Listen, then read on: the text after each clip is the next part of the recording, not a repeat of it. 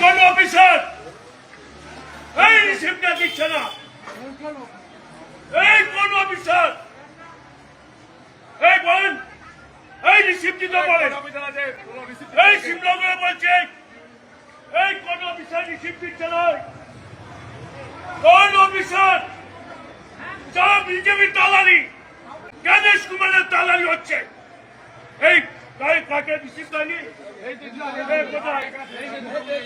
এই না তো রিসিপ্ট দিয়েছে। এই রিসিপ্টটা কোন অফিসার আছে? ওই বিজেপি চামচা হাইকোর্ট ভেঙে তো বলতে পারে মস্তানি হচ্ছে। এই রিসিপ্ট দেয়নি তো? এই কোন অফিসার আছে?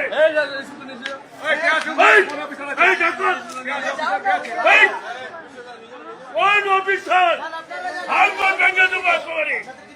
আরে গণেশ কুমার অমিতের দালাল, নরেন্দ্র মোদীর দালাল, এই অফিসারদের নামা হাইকোর্ট আজকে ভেঙে তো বলতে পারে মস্তানি হচ্ছে।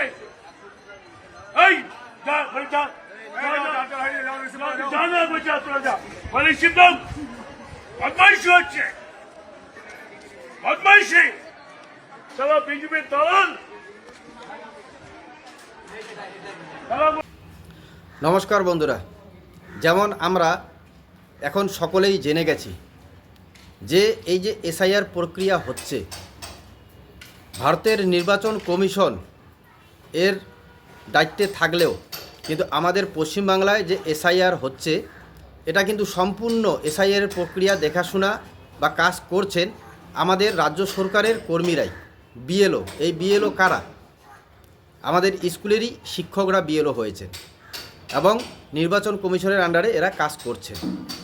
রাজ্য সরকারের আন্ডারে এরা কিন্তু কাজ করে থাকেন, আপনারা সকলেই জেনে গেছেন এবং একাধিকবার এ নিয়ে ভিডিও হয়ে গেছে। কিন্তু এই যে পান্ডুয়ায় শান্তিপূর্ণভাবে এসআইআর শুনানি চলছে এবং সেই সময় এক তৃণমূল নেতা বা পান্ডুয়ার ব্লক সভাপতি সংযোগ ঘোষ তিনি কীভাবে তাণ্ডব করছেন আপনারা দেখলেন। অফিসারকে লক্ষ্য করে বলছেন রিসিপ্ট দিতে হবে। এই রিসিপ্টের জন্য এত তাণ্ডব করছেন, ভালো কথা।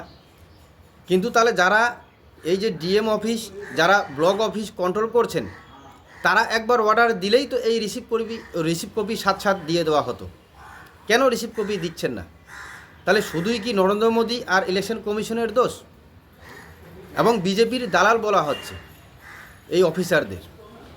আসলেই কাদের দালাল হয়ে কাজ করছে কিছু বিএলও? আপনারা দেখুন কি আমি পরিষ্কার কল রেকর্ডিং আপনাদেরকে শোনাচ্ছি। যারা এই মৃত ভোটারকে বাদ দেয়নি, ভাবুন তাহলে কীভাবে কাজ করছেন এবং কাদের দালালি করছেন। শুনুন আগে এই কল রেকর্ডিং। হ্যাঁ, আমি এই 29 নম্বর পার্টের বিএলও তো। হ্যাঁ, বলছি আপনার এখানে আপনার যে পার্টে মৃত ভোটারদের নাম বাদ গেছে সব? যেগুলো জেনেছি সেগুলো যারা দিয়েছে সেগুলো বাদ গেছে। কে আপনি? আপনি বাড়ি বাড়ি গেছিলেন কভার করতে? হ্যাঁ, আমি দেখতে পাচ্ছি ওখানে আপনার পার্টে শুধুমাত্র এখনো প্রায় 42টা 41টা মৃত ভোটার এবং একটা ভুয়ো ভোটার রয়েছে, সাধারণ রিসার্চে যেটা বেরিয়েছে। কোথা থেকে? আপনার ওখানে 41 জন মৃত ভোটার এখনো তালিকায় রয়ে গেছে, খসড়া ভোটার তালিকায়, এবং একজন ঘোস্ট মানে ভূত রয়ে গেছে এখনো। আপনি ঠিকঠাক কাজটা করলেন না। কে আপনি? আমি চিনতে পারলাম না আপনাকে। এই যেমন 156 নম্বর assembly Budge Budge, part number 29-9, 812 serial number Amarendranath Chakraborty, 813 Tapasi Chakraborty. কবে মারা গেছেন? 2021-22-এ। খসড়া ভোটার তালিকা এখনো নাম রয়েছে, আপনি এদের বাদ দিলেন না তো। কে আপনি আগে বলুন? আপনাকে আপনি বলুন না, আপনি কাজটা ঠিকঠাক করে করলেন না? আপনি কে আগে বলুন? আমি মানব গুহ বলছিলাম, দা নিউজ বাংলা থেকে। আমি মানব গ্রহ? শুনুন, আমি ফর্ম দিয়েছি, আমাকে যা দিয়েছে আমি কি করে জানবো? আমার বাড়ি মালদাতে, কে মৃত কে জীবিত সেটা তো আমার জানা। আমাকে যে দিয়েছে যেভাবে আমি সেভাবে করেছি। আপনি কি ফর্ম এই নামগুলোর হাতে দিয়েছিলেন? এই যে রেখা ভট্টাচার্য, অমিতা বোস, তৃপ্তি আদক, সুবীর কুমার সেনগুপ্ত, আশুতোষ পাল, সুস্মিতা পাল, এরকম 41টা নাম আছে আমার কাছে। কারো কাছে দিয়েছি, 12 লোকের কারো কাছে দিয়েছি। প্রত্যেক আমি তো শুনুন, আমি ফর্ম নিয়ে গেছি, বিএলও যেটা বলেছে এই ফর্ম সেই ফর্মগুলো তাদের বাড়িতে দিয়ে দিয়েছি। হুম। আবার কে মৃত দিল না জীবিত দিল কি করেছে তারা জানে, আমি কি করে বলবো? আমার তো এখানে বাড়ি নয়, হুম। আমি কি করে জানবো? ওরা যা দিয়েছে আমি তাই করেছি। মানে আপনি ফর্ম কাকে দিয়েছেন? বাড়ির লোককে। আর বাড়ির লোকের কাছে ফর্ম নিলেন, একবার জিজ্ঞেস করলেন আর এই লোকগুলো বেঁচে আছে কি বেঁচে নেই? সে আমি কি করে জানবো? আমি কি জিজ্ঞাসা করতে যাবো যে কে মৃত কে জীবিত? আচ্ছা, আপনার তাহলে সেটা কাজ না, মানে ফর্ম দিয়ে নিয়ে নেওয়াটা কাজ। অবশ্যই আমি কি যা দেবে আমি তাই তো নেবো। এই যে 41 জন আমি যে নামগুলো বললাম, এই যে অমরেন্দ্রনাথ চক্রবর্তী, তাপসী চক্রবর্তী, এদের বাড়ির লোককেও দিয়েছিলেন আপনি? অবশ্যই। তাপসী আমি তো সব চক্রবর্তী বাড়িতেই আত্মহত্যা করেছে, এটা তো গোটা এলাকার লোক জানে, আপনি জানতে পারলেন না?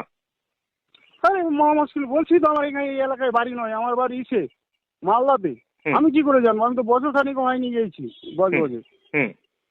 আমি কি করে জানবো? আর তাছাড়া বজবজে আমি জীবনে কোনোদিন যাইনি। আমি এই নিয়ে অনেক আপনি বজবজে গেছেন কি যাননি, কোথায় বাড়ি, সেটা তো বড় কথা নয়। আপনি এই এলাকার বিএলও হয়েছেন, তাই তো? পার্ট 29 বিএলও হিসেবে আপনার কাজ ছিল মৃত ভোটারদের বাদ দেওয়া, কিন্তু আপনি মৃত ভোটারদের বাদ দিলেন না। আপনি জানিনি কোন রকমের যার পেরেছেন হাতে দিয়ে চলে এসেছেন, তাই তো? তো আপনারা শুনলেন কল রেকর্ডিং, বজবজ বিধানসভা পার্ট নম্বর 29, এবং কল রেকর্ডিং শুনে আপনারা বুঝেই গেলেন যে একজন ইউটিউবার এবং বিশিষ্ট সাংবাদিক তিনি ফোন করে ওনার কাছে খবর আছে যে 41 জন মৃত ভোটার, ভুয়ো ভোটার যাদের নাম বাদ দেওয়া হয়নি, এবং ওনার কাছে লিস্ট চলে গেছে, কিন্তু যিনি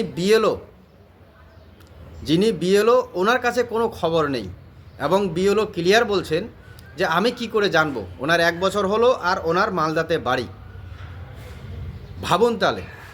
অথচ কিন্তু এই যে এসআইআর হচ্ছে, এসআইআর প্রক্রিয়াটির আসল উদ্দেশ্যই হচ্ছে ভুয়ো ভোটার, মৃত ভোটার বাদ দেওয়া এবং নতুন ভোটারকে সংযুক্ত করা। কিন্তু ভুয়ো ভোটার এবং নতুন ভোটার বা নামের ভুল, সেই ভোটার তো বাদে দিন, যারা মৃত ভোটার তাদের নামটাও বাদ দিলেন না। বজবজ বিধানসভার এই পার্ট নম্বর 29-এর এই বিএলওর নাম হচ্ছে রমণী মণ্ডল। ভাবুন তাহলে। এবং ইনি পরিষ্কার বলছেন যে আমি কি করে জানব, মানে একজন বিএলও উনি জানার ওনার দরকার নেই কে মরেছে কে বেঁচে আছে, অথচ উনি বিএলও হয়েছেন, উনি কাজ করছেন এবং ওনার পাটে 41 জন মৃত ভোটার এখনও জীবিত এবং ওনারা ভোট দিচ্ছেন। তো ভাবুন, সামনেই 26-এর ভোট।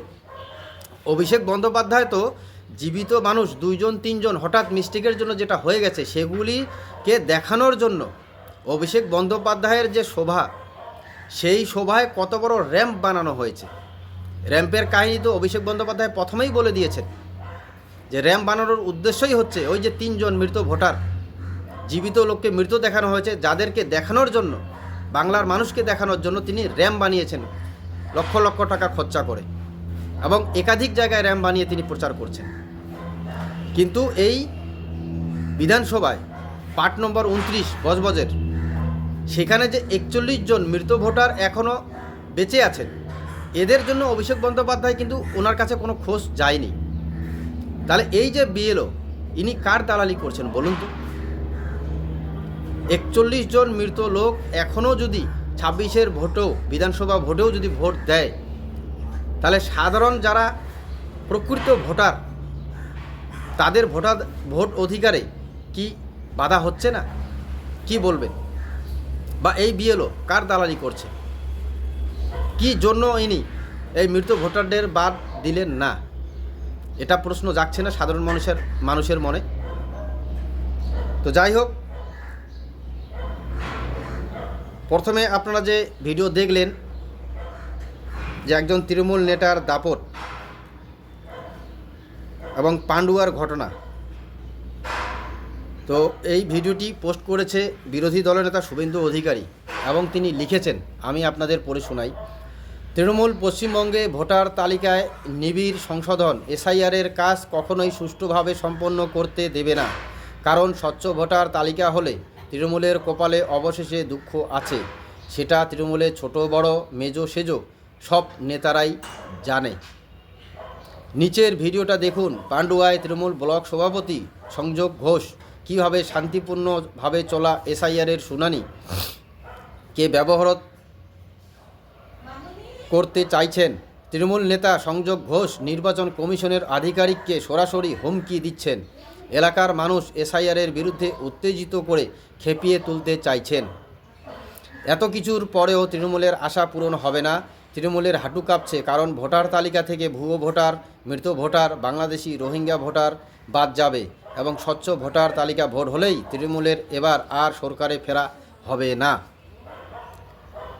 তো আমি লাস্ট এটাই বলতে চাই যে এখানে যেমন একজন ব্লক সভাপতি পান্ডুয়ায়, ইনি যেমন তাণ্ডব করছেন যে স্লিপ দিতে হবে, রসিদ দিতে হবে, সেই মতো এই বজবজ বিধানসভা পার্ট নম্বর 29 এখানে কি কোনো তৃণমূল নেতা নেই, যেখানে এক সাংবাদিককে মৃত ভোটারের তালিকা জোগাড় করে সেখানকার বিএলওকে ফোন করে বলতে হচ্ছে? এখানে কি কোনো তৃণমূলের ব্লক সভাপতি, তৃণমূলের এমএলএ বা তারা নেই?